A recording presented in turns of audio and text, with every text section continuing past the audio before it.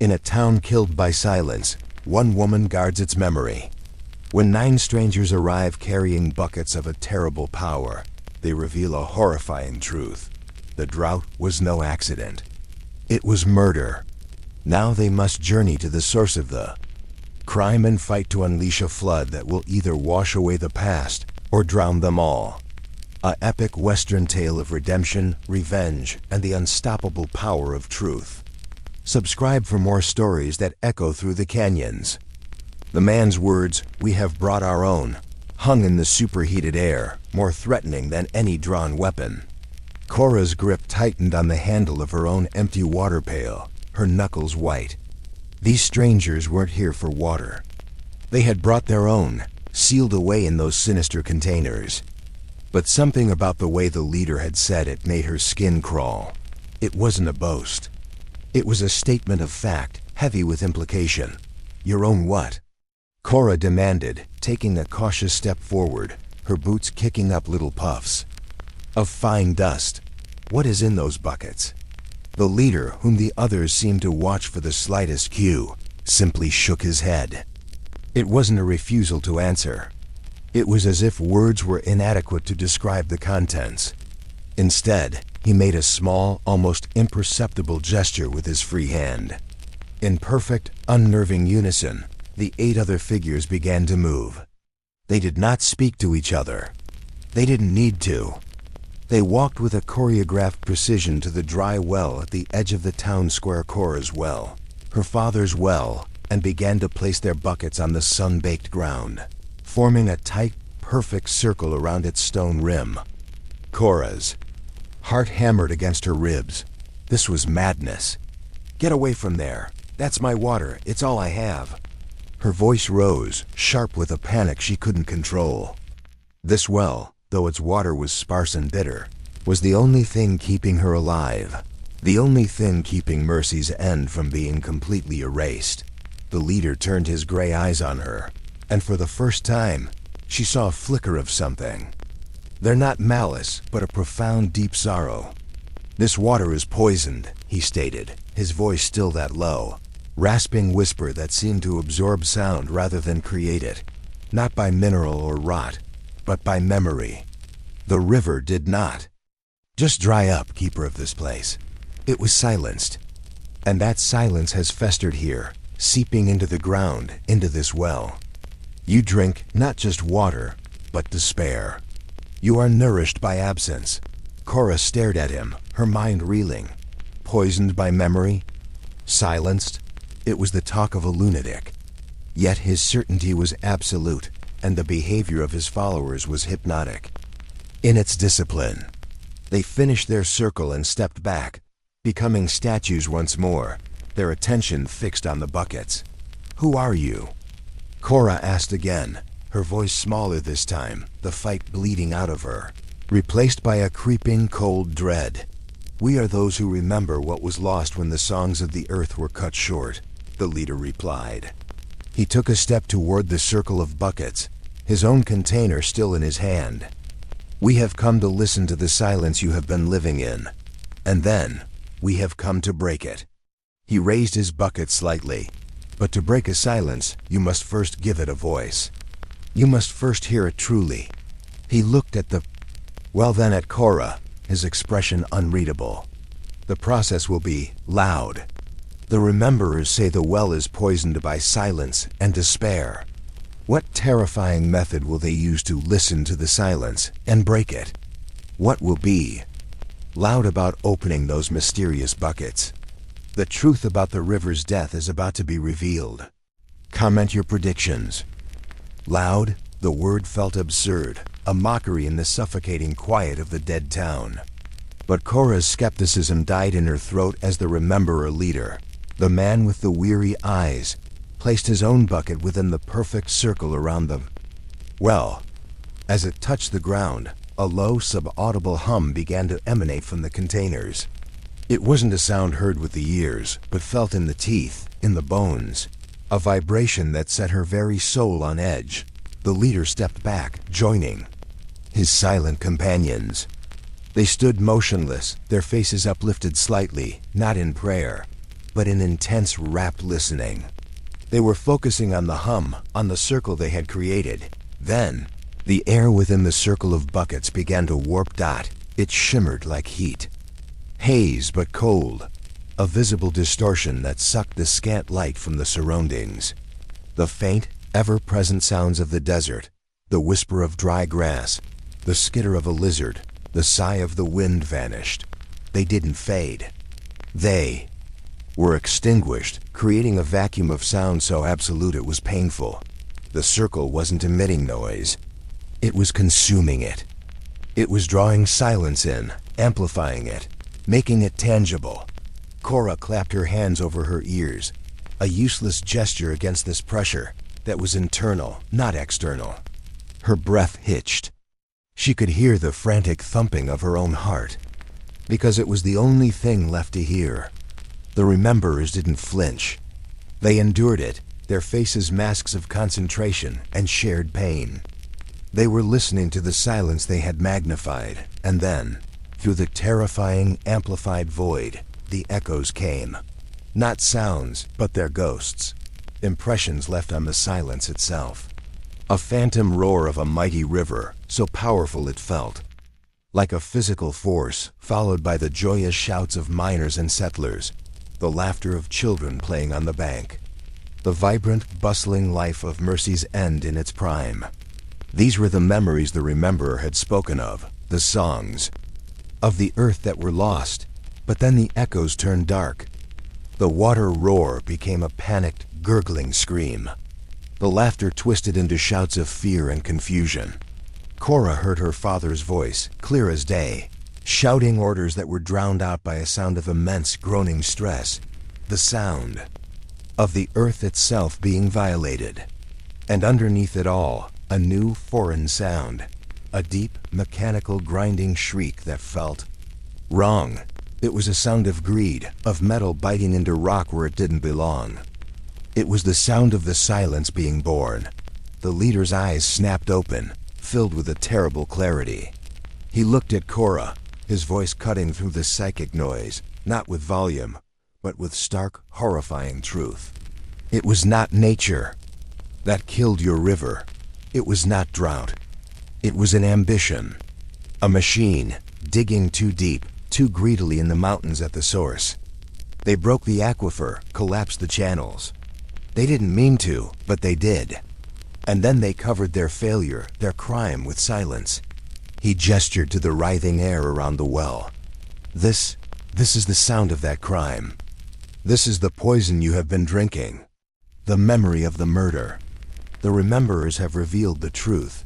The river was murdered by a greedy mining operation, but who did it? And why have these 9 strangers come now, years later, to unearth this secret? What is their real connection to this tragedy? The plot is thickening. Share your guesses below.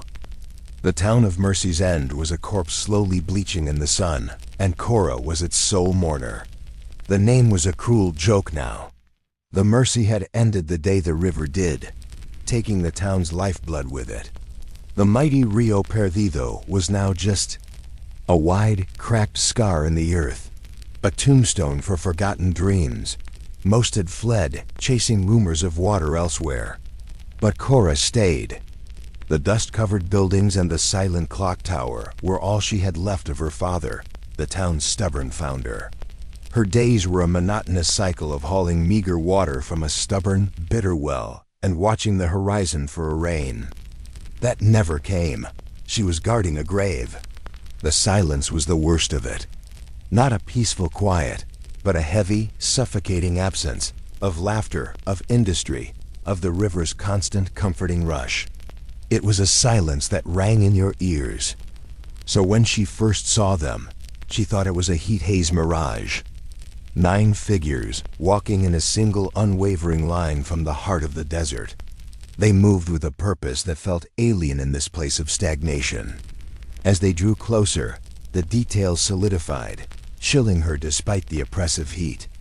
They were men and women, their clothes worn but not ragged, their faces etched not with desperation, but with a grim, unwavering determination. They did not speak. They did not look at her as they passed the abandoned saloon, the empty sheriff's office, and stopped in the center of what had been the main street. And each one of them carried a bucket. Not wooden pails for water, but identical, sealed metal. Containers, dull and unmarked, swinging heavy from their hands. They formed a circle, facing outward, their silence more intimidating than any threat could be.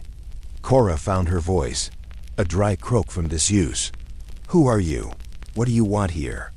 The one who seemed to be the leader, a tall man with eyes the color of the overcast sky, finally turned his head.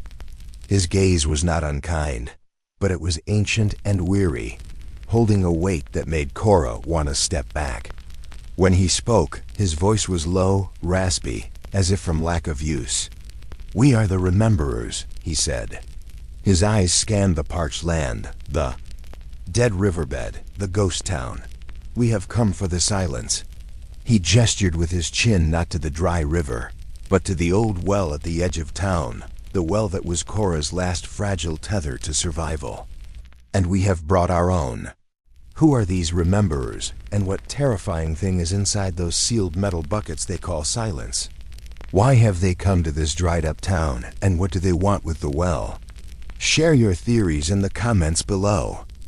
The dust settled around them, but the air was now charged with a new electric purpose. Cora slowly pushed herself up from her knees, wiping her face with the back of her sleeve.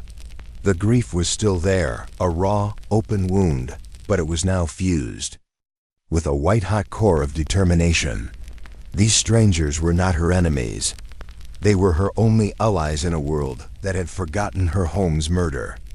Elias, the son of the architect of this ruin, had offered not just an apology, but a path forward. "Answer the silence," Cora repeated, her voice no longer a broken whisper but edged with steel. "How? By telling the world. By bringing in lawmen?" The idea felt hollow. The law was for the living, for places that still mattered. Mercy's end was a ghost. Who would care for its justice? Elias shook his head, a grim smile touching his lips for the first time. It held no joy, only resolve.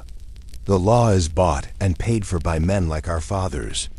Words on a page won't matter to them. They silence this place with greed. We will answer with a truth so loud they cannot ignore it." He knelt, sweeping a hand across the dusty ground, clearing a space. One of the other Rememberers, a woman with intense eyes, produced a rolled-up map from her pack and spread it before them. It was a detailed surveyor's map of the region, but it was covered in handwritten notes, corrections, and markings in different inks. Elias pointed to a spot deep in the mountains, at the head of the Rio Perdido's original path. The source, the machine. "It's still there." Cora stared, incredulous. "They left it?" "After what it did." "Abandoned it," Elias confirmed. "Too expensive to move, too damning to be seen." They sealed the tunnel entrance with explosives and walked away, pretending it never existed. But the wound is still open.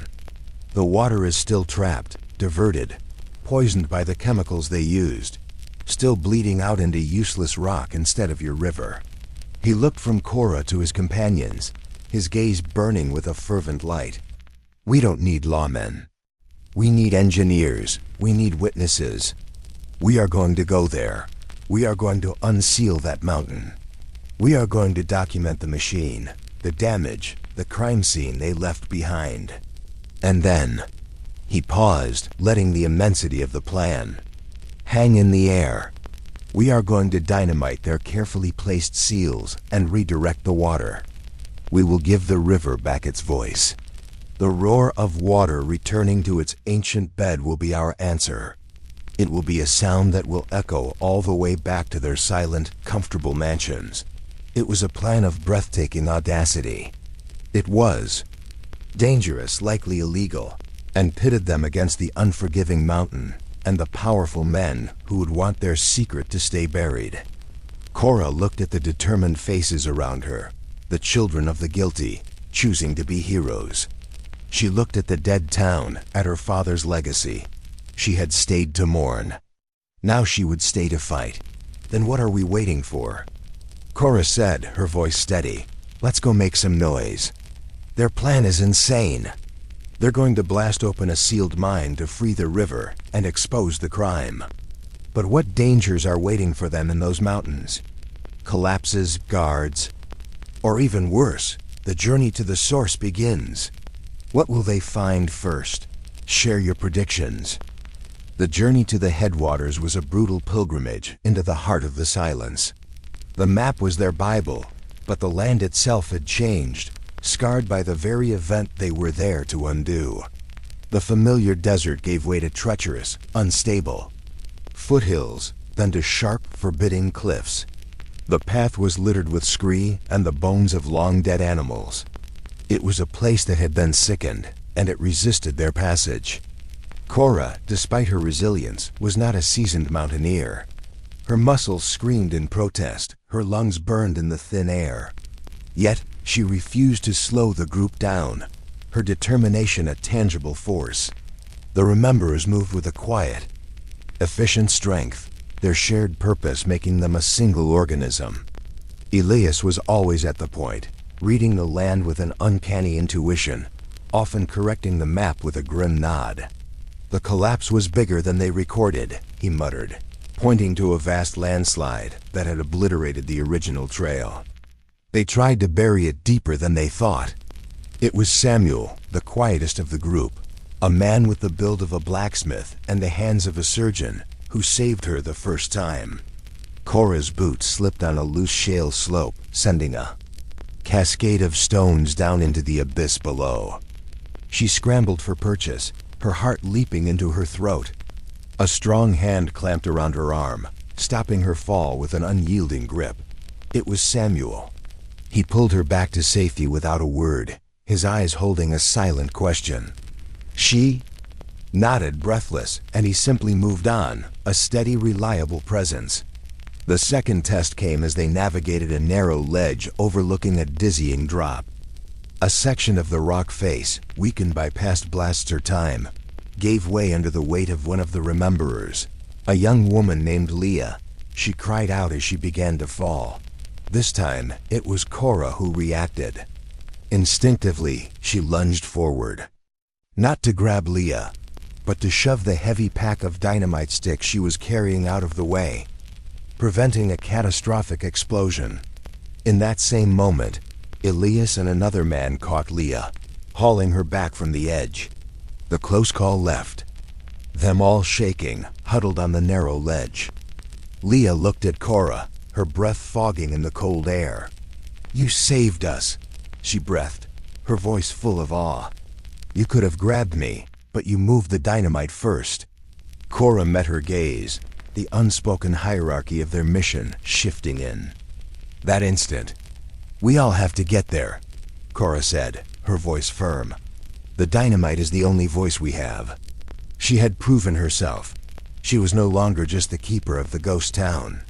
She was a vital part of the mission to bring it back to life. As they pressed on, the air grew colder, and the first signs of the crime began to appear. Rusted, discarded equipment half buried in the dirt, stains of unnatural colors on the rocks, and a pervasive, acrid smell that made their eyes water. They were getting close. Finally, Elias stopped, holding up a hand. He pointed ahead to a massive, unnatural pile of rubble blocking what looked like the entrance to a wide canyon. Fresh tool marks scarred the rock around it. "There," he said, his voice a low growl. "The sealed entrance. But we're not the first ones here recently. Someone had been there, and they had been trying to make the silence even more permanent. They found the sealed mine, but someone else has been there. Who is trying to protect the secret now? The original. Culprits? Hired guns? The plot has just thickened. What awaits them at the sealed entrance? A trap? A guard? Comment your theories." Elias's hand went up, and the group froze, melting back against the canyon walls like shadows. The recent tool marks on the rubble were clean, sharp, and efficient. This wasn't the work of time or nature. It was the work of professionals. sent to ensure a secret stayed buried. Cora's breath caught in her throat, the taste of anticipation metallic on her tongue. They hadn't come this far to be stopped. From behind a large boulder, Elias cautiously peered into the clearing before the sealed mine entrance. 3 men, dressed in tough new work clothes that looked out of place in the wilderness, sat on crates, playing cards. Their rifles leaned against the rock face within easy reach. They weren't miners or engineers. They were guards, hired muscle. Their presence could only mean one thing. Someone powerful knew the Rememberers were coming. Their journey had not gone unnoticed. Elias slid back, his face a mask of grim calculation. He gestured the group into a tight huddle behind the cover of the rocks. 3 of them, well armed. They're expecting trouble, but they're bored. Complacent. His mind was already working, discarding a direct assault. They were outgunned, and a firefight could trigger a collapse or bring more guards down on them. We need a distraction. Samuel murmured, his voice barely a whisper. Something to draw them out, split them up. Cora's eyes darted around the harsh landscape, her mind racing. She thought of the town, of the silence, of the eerie amplification of the Rememberers' buckets. An idea, desperate and brilliant, sparked. The silence, she whispered urgently. You made it loud before. Can you do it again? But smaller? Contained? All eyes turned to her. Elias's weary gaze sharpened with interest. What are you thinking? They're bored. They're listening for us, for footsteps, for voices. Cora explained, her words tumbling out. What if they hear something else? Something impossible? What if they hear the river? Understanding dawned on Elias's face. A slow, grim smile. Spread. We can't amplify the past here, not without the well's focus. But we can create a new silence, a pocket of it. Right next to them. He looked at the 2 Rememberers who had carried the strange metal buckets. They nodded silently. Understanding the assignment, the plan was set in motion with silent efficiency. Samuel and 2 others, the best climbers, began scaling the steep canyon wall behind the guards, moving with a painstaking slowness to avoid dislodging any stones. Their job was to get above, to be the hammer dot below. The 2 Rememberers with the buckets began to creep along the opposite side of the canyon, using the natural cover to get as close as possible to the guards without being seen. They placed their buckets on the ground behind a cluster of rocks, about 20 yards from the card game. One of them looked to Elias and gave a sharp nod. They were ready. Elias looked at Cora, a question in his eyes. She nodded back, her heart pounding. This was it. The Rememberer touched his bucket. The same low, sub-audible hum began, this time tightly focused, creating an invisible bubble of consuming silence around the 3 guards. The effect was instantaneous and terrifying. The guards' laughter was cut off mid-chuckle. The sound of the wind, the rustle of their cards, the scrape of a boot had all vanished. They looked at each other, confusion turning to alarm as they found themselves in a sudden painful vacuum of sound. One guard stood up, opening his mouth to shout a warning to his companions, but no sound came out. His eyes widened in pure, unadulterated fear. They fumbled for their rifles, disoriented and panicked, turning in circles, trying to find the source of the unnatural phenomenon. It was the perfect distraction. From the cliffs above, Samuel and his team let loose a controlled shower of rocks and debris, not to hit them, but to land between them and the mine entrance, hurting them, disorienting them further. The guards, already spooked by the eerie silence, now thought they were under attack from above. They broke formation, scrambling away from the falling rocks and the silent void, right into the path of Elias and the rest of the group, who emerged from their hiding places with weapons drawn. Fight was short and brutal. Confused, disoriented, and outmaneuvered, the guards were quickly subdued and disarmed. The unnatural silence ceased as the Rememberer stepped away from the bucket. The leader of the guards, pinned by Elias, spat blood into the dirt. "You're too late," he growled. his voice raw in the sudden return of normal sound. "The charges are set. The boss gave the order. If we don't check in by nightfall, they blow the whole inner chamber. There'll be nothing left for you to find but dust. A trap. The mine is rigged to blow. The rememberers have mere hours to disarm the charges or everything. The evidence, the river's chance, will be destroyed. Do they have the skills?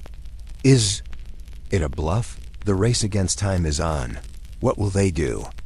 Comment now." The amplified silence shattered, the horrific echoes fading back into the void from which they were pulled. The warped air above the buckets stilled. The rememberers lowered their heads, the weight of what they had just forced the town to remember evident in their postures. For Cora, the world had ended a second time. She collapsed to her knees in the dust, the truth of physical blow that robbed her of breath. Her father's frantic shouts, the unnatural scream of the earth, it wasn't a drought. It was sabotage, negligence, murder. The company her father had trusted, the investors he'd brought in to expand the mine and bring prosperity. They had been the architects of their ruin, and they had said nothing. They had let the town wither and die. Let her father die a broken man thinking he had failed, that nature had betrayed him. Tears cut clean tracks through the dust on her face, but they were not tears of sorrow anymore. They were tears of pure, undiluted rage. She looked up at the Rememberer leader, her vision blurred. "You knew," she whispered, her voice raw. "You knew all along. Who are you? Why are you really here? To torture me with this?" The leader walked toward her, his movements slow, deliberate. He did not offer a hand to help her up. He simply stood there, sharing the weight of the truth.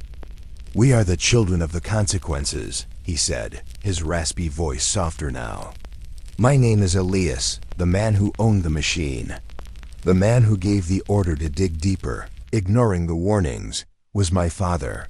Cora recoiled as if struck.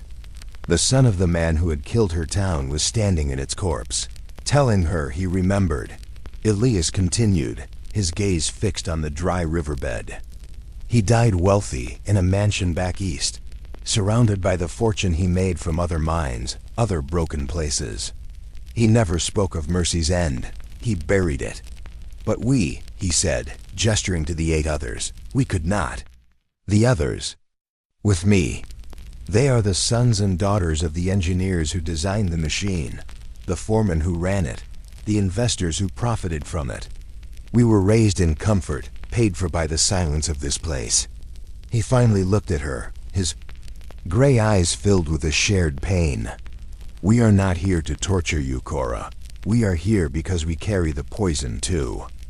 It is our inheritance. The guilt is in our blood. We have spent years seeking out the places our families broke, trying to understand. We are here to repent. And to do that, we must first make the silence speak its name. We must hear the crime, in all its horror, to truly know the cost of our comfort." He turned his head toward the northern horizon, toward the mountains where the crime had begun. "The silence has been heard. Now it must be answered. The ones who truly gave thee order, the ones who profited most and buried the truth deepest. They are still out there. They think this place is forgotten. They are wrong. The rememberers are the children of the very men who destroyed the town. They've come to repent. But what does answering the silence mean? Are they planning to rebuild the town, or take revenge on those who profited? What will they do next? The mission is clear, but the method is a mystery. Comment your theories." The guard's words were a death sentence for their mission. The boss, whoever he was, had planned for this. He wasn't just protecting a secret. He was ensuring it could never be uncovered, even if it meant sacrificing his own men. Panic threatened to seize the group, a palpable cold dread in the thin mountain air. Elias's reaction was instantaneous. He shoved the guard toward Samuel. "Tie them up, gag them. I don't want a word from them." His voice was ice, all hesitation gone. He turned to the group, his eyes scanning their faces before landing on Leah. You were studying engineering before you joined us. Demolitions. Is it a bluff? Leah, her face pale but set, shook her head. A man who sends guards to a remote mountain to wait for us isn't bluffing. The charges will be real. She took a deep breath, steeling herself. I can disarm them, but I need to see the setup. Now, there was no time for debate. Elias, Leah, Cora, and two others approached the rubble-sealed entrance. Up close, the recent work was obvious. Someone had cleared a small, tight tunnel through the collapse, just big enough for a person to crawl through. It was a death trap. They'll have the trigger mechanism on the outside. Leah whispered, her voice echoing slightly in the ominous passage. A dead man's switch linked to a clock or a relay from a distant location. But the explosives, they'll be deep inside, on the supporting pillars, to ensure total collapse. She got on her hands and knees, shining a lantern into the dark hole. After a moment, she let out a low curse. There's a wire. Thin, almost invisible. A hair trigger. The first person through who doesn't see it, it's over. A collective shudder went through them. This was a professional's work. Cold, efficient, and merciless. Leah carefully lay flat, inching her head and shoulders into the tunnel, her movements agonizingly slow.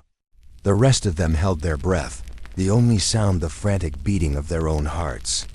Minutes stretched into an eternity. I see it, she finally murmured, her voice muffled by the rock. It's a complex series, wires running to multiple charges. It's not just one switch, it's a network. Cutting the wrong one.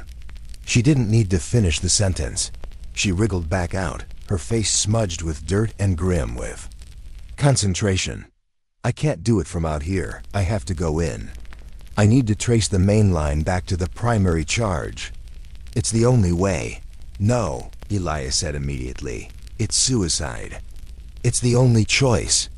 Leah fired back, her eyes blazing. This is why I'm here, Elias. This is my family's sin to answer for. Let me do this.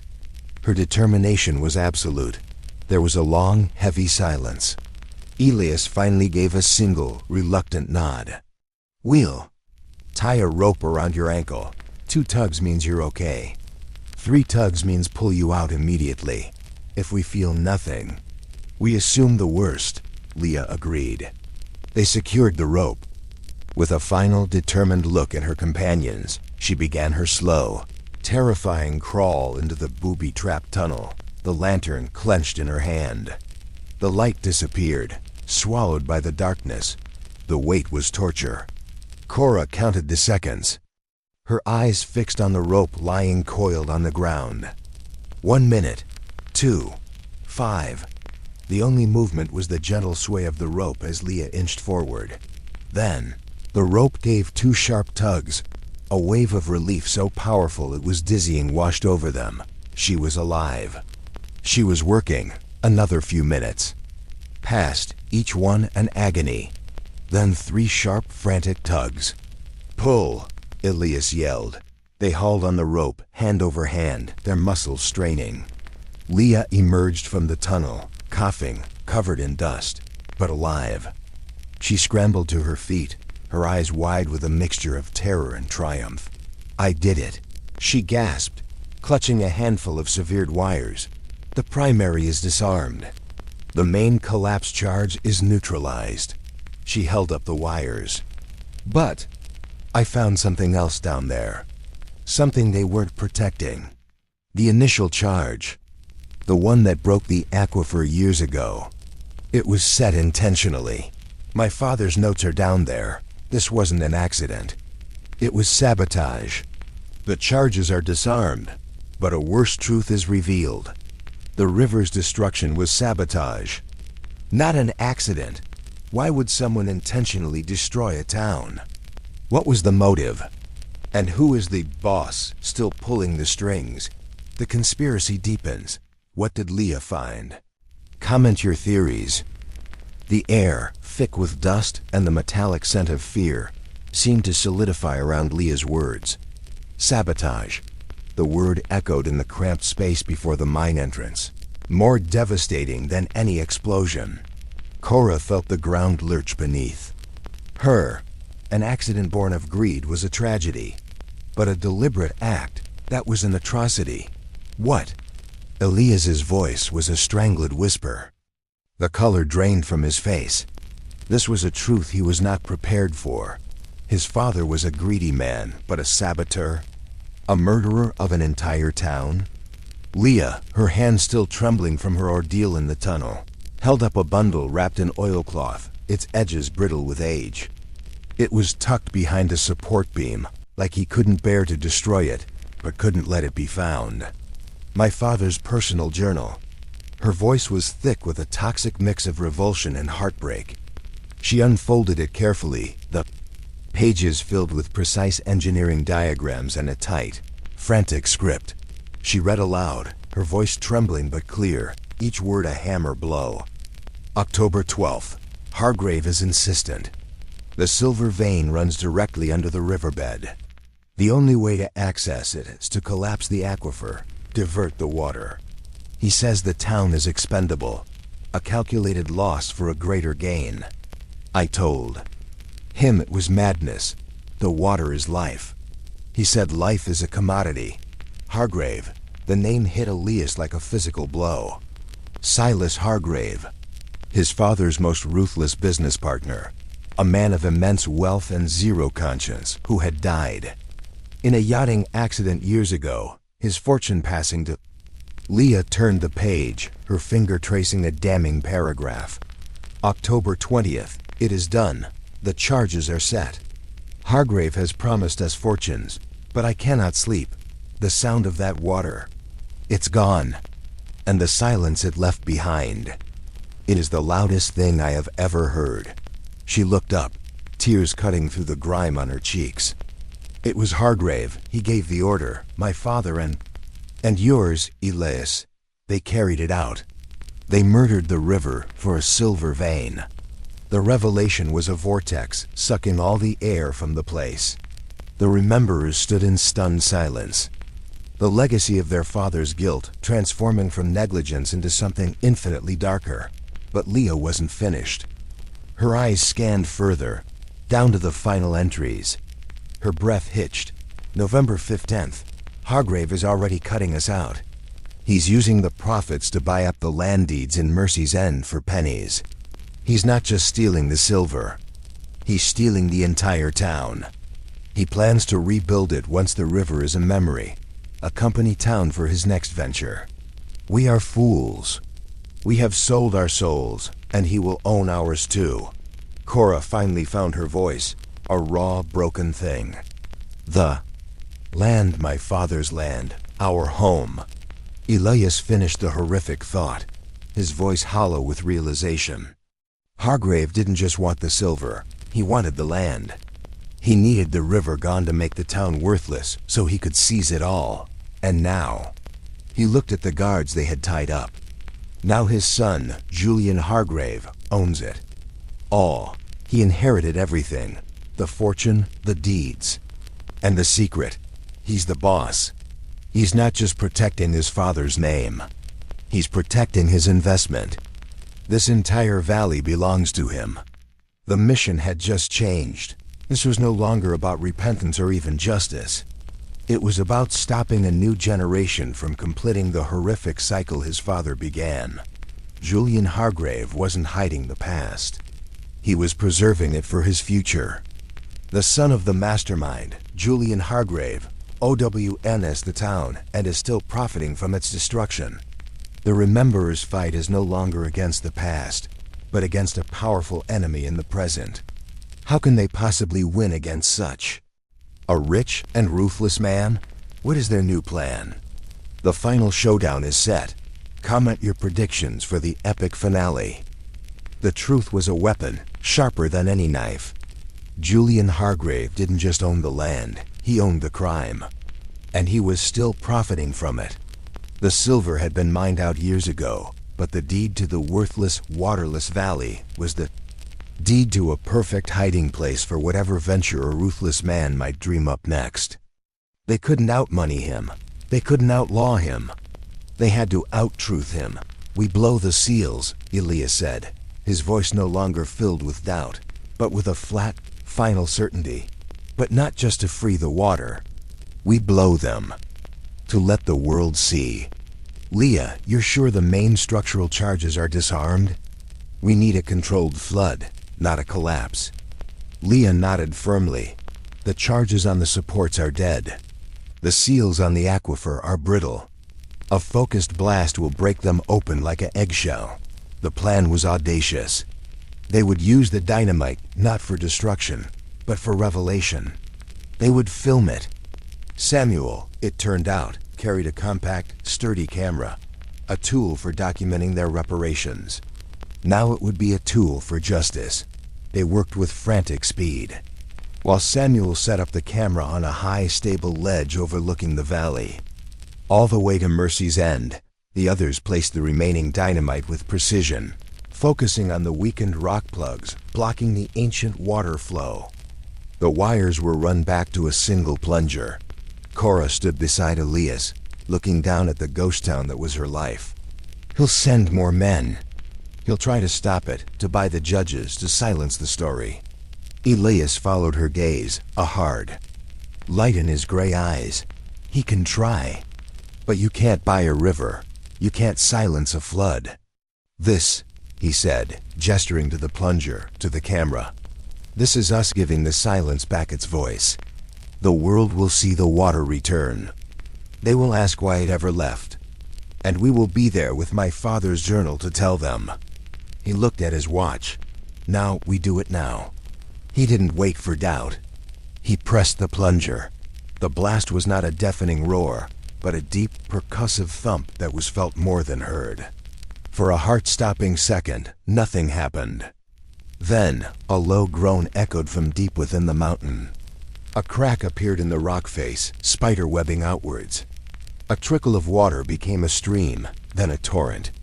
With a sound like 1,000 thunderstorms, the pent-up waters of the Rio Perdido exploded from their prison, a raging, foaming wall of water and liberated truth crashing down the dry canyon with biblical force. The camera rolled, capturing the incredible, life-giving deluge. It swept away the stains of the past, filling the scar in the earth, thundering toward the town that had died for its water. Down in Mercy's End, the first sound was a distant roar that grew into an earth-shaking promise. Cora watched, tears streaming freely down her face, as the water hit the town's outskirts, swirling around the foundations of the abandoned buildings, not destroying them, but baptizing them. It was over. And it was just beginning. Weeks later, the film circulated in every major newspaper and statehouse. The evidence was undeniable. The Hargrave empire crumbled under the weight of the scandal. The deeds were voided. The land returned to the public trust. Caught in his web of lies, Julian Hargrave was ruined. Caught in her grief, Cora was reborn. She stood on the porch of her home, the sound of the returned river a constant, beautiful music in her ears. The rememberers had chosen to stay, to help her rebuild, to truly repent with their hands and their hearts. The silence had been answered, and in its place flowed the relentless healing song of the water.